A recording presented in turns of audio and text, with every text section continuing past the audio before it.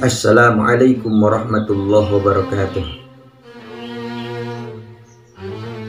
Pertama, marilah kita panjatkan puja dan puji syukur kehadirat Allah Subhanahu wa Ta'ala.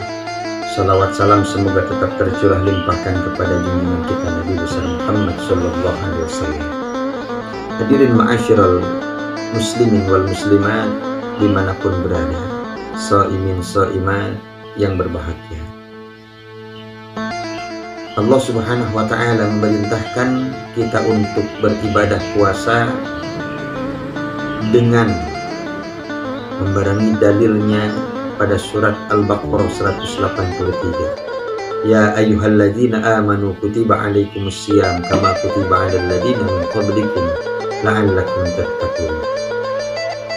Pada ayat tersebut Allah memberikan 4 macam kategori. Yang pertama, ya ayyuhalladzina amanu. Ini merupakan kalimatul muqaddimah. Muqaddimah langsung dari Allah, yang diseru adalah orang yang beriman. Yang kedua, kutiba alaikumusiyam. Ini merupakan kalimatul taklif, kalimat kewajiban.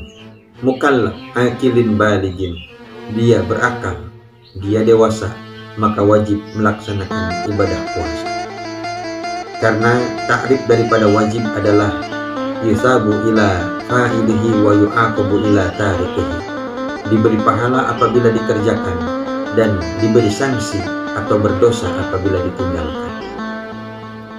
Kemudian yang ketiga, kama kutiba alal ladzina min qablikum. Ini merupakan ayat kalimatul muqabalah, kalimat perbandingan. Jauh sebelum kita diperintahkan ibadah puasa, jauh sebelum Nabi Muhammad diperintahkan ibadah puasa, umat-umat terdahulu pun sudah melaksanakan ibadah puasa.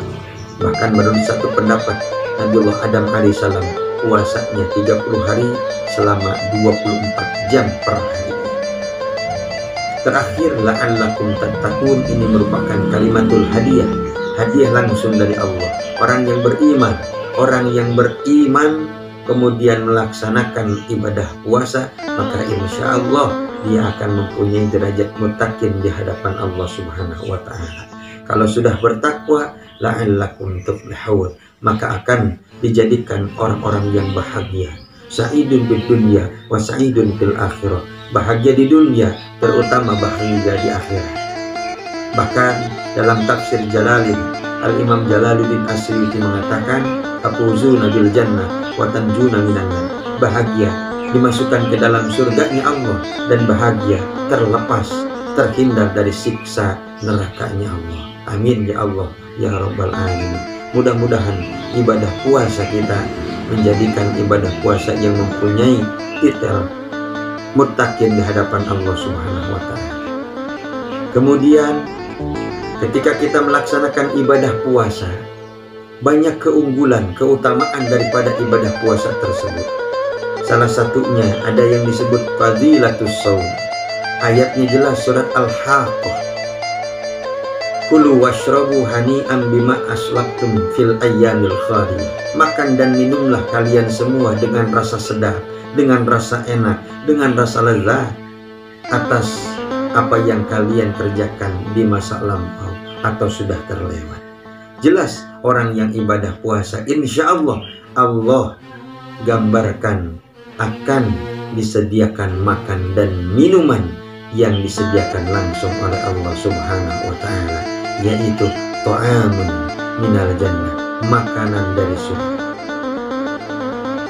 Bahkan Allah memberi gambaran kepada orang yang berpuasa, wal hafizin was-shaimin was-shaimat wal hafizin furujahum wal hafizat waz-zakirin Allaha katsira waz-zakirat a'addallahu lahum maghfiratan wa ajran 'azima.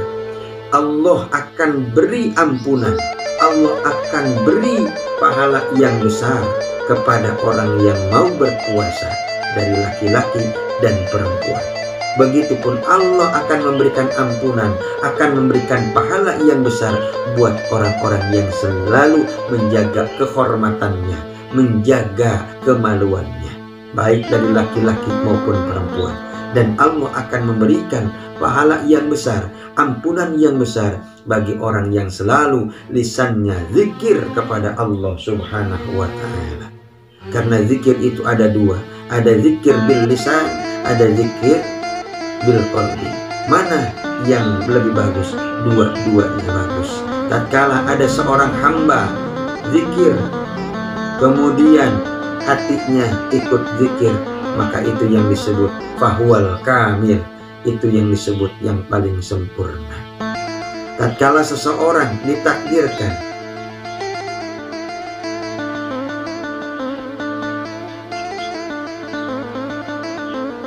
orang yang mau berzikir kepada Allah, faqad u'tiyal mansur, maka dia nyata mendapatkan petunjuk. Faman waffaqo az-zikra faqad u'tiyal mansur, wa man suliba zikra faqad uzila. Orang yang diberi taufik untuk tiasa berzikir kepada Allah, maka dia mendapatkan petunjuk dari Allah. Dan orang yang tidak ditakdirkan tidak mau zikir kepada Allah, maka dia sedang dihinakan oleh Allah Subhanahu wa ta'ala. Na'udzubillah summa na'udzubillah min dzalik. Terakhir, keutamaan daripada kita beribadah puasa. Nanti tatkala sudah terjadi kiamat, ada satu penduduk, ada satu kaum yang mempunyai sayap seperti sayapnya seekor burung. Kemudian fayatiru nabiha ala hitanil jannah. Mereka berterbang di atas dinding-dinding surga. Kemudian malaikat penjaga surga bertanya, "Man antum, siapa kalian?" Itu penduduk, itu kaum menjawab, "Nahnu min ummati Muhammadin sallallahu alaihi wasallam." Kami adalah umat Nabi sallallahu alaihi wasallam. Kemudian malaikat penjaga surga bertanya, "Hal ra'aitumul hisab? Apakah kalian tahu tentang hisaban amal?" Jawaban umat Nabi Muhammad, "La." "Hal ra'aitumus sirat? Apakah kalian tahu tentang jembatan sirat yang mana umat Nabi ketika melewati jembatan sirat terbagi kepada 7 golongan?" Jawaban umat Nabi Muhammad, "La." Ditanya lagi oleh Khazinul Jannah, penjaga surga, "Bima wajadtum hadhihi darzah?" Dengan sebab apa kalian bisa tinggi derajat di hadapan Allah, bisa terbang di atas dinding surga? Umat Nabi Muhammad menjawab, "Abadna Allah Ta'ala siran fid darid dunya wa adkhalanal jannata sirran fil akhirah." Kami sewaktu hidup di alam dunia ibadah kepada Allah dengan cara rahasia, yaitu melaksanakan ibadah puasa. Karena ibadah puasa Allah dan kitalah yang hanya mengetahuinya.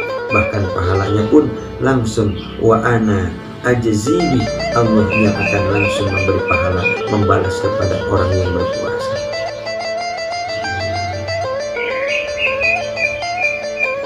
Dan kami pun dimasukkan ke dalam surga dengan cara rahasia. Mudah-mudahan ada manfaatnya. Kurang lebihnya mohon maaf. Wallahul muwaffiq ila aqwamit thariq. Assalamualaikum warahmatullahi wabarakatuh.